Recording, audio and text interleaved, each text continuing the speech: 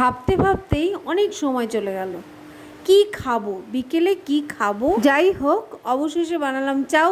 চলো এবার বাগানে যাওয়া যাক। দেখো এগুলো বেল ফুল, এর কোয়ালিটিটা এত ভালো না, আমি ইমিডিয়েট টবটা চেঞ্জ করে দেবো। টবটা বড় ছোট, বাড়তে পারছে না ঠিক মতো। দেখো এত গন্ধ না,